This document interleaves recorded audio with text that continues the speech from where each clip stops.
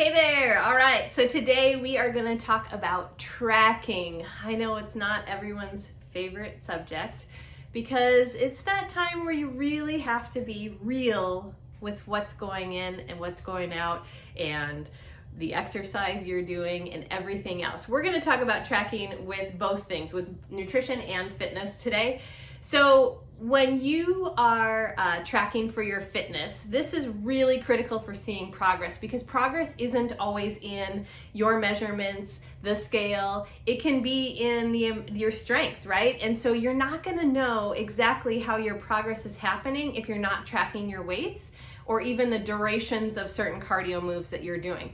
So a lot of programs, and the programs I deal with, actually have tracking sheets that come with it. I have a bunch of ways that I track. Actually, right behind me, this was a program that did 100 workouts.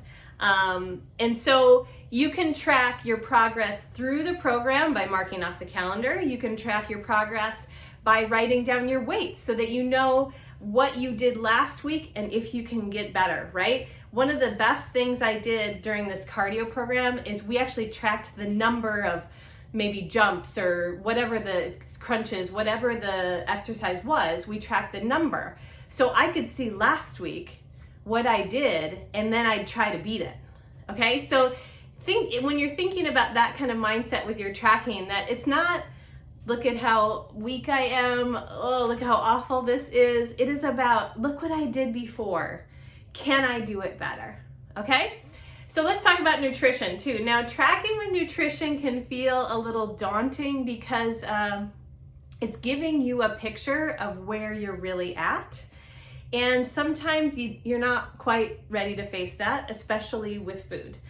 So what I want you to do is really focus on taking the judgment and guilt and shame and emotion out of tracking with your nutrition.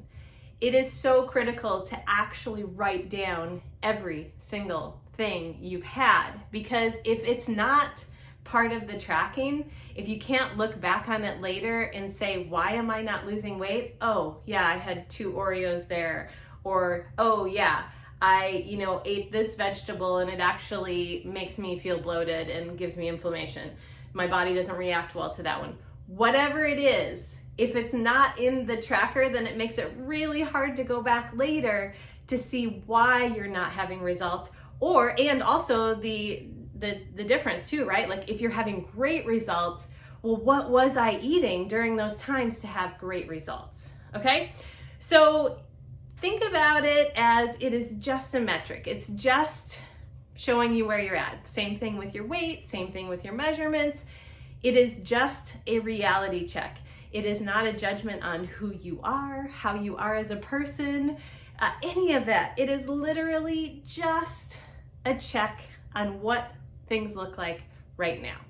Okay, so I'm gonna actually put my tracker in this blog post so that you can access that and use it if you don't have a tracker. It's a really simple tracker. It just kind of checks in with you about what you've eaten, how your day's going, the workout you did. It's just a general tracking so that you can just kind of get started and see where you're at. This is one of those steps where I personally also have struggled with. I'm not much of a tracker in my life.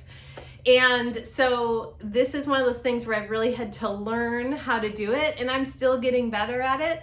But it is so, so helpful in making sure that you know where you're at so that you can get to the change easier, faster, better. Okay? I hope this helps, and please leave a comment below if you have any questions or any concerns. We'll see you later. Bye, guys.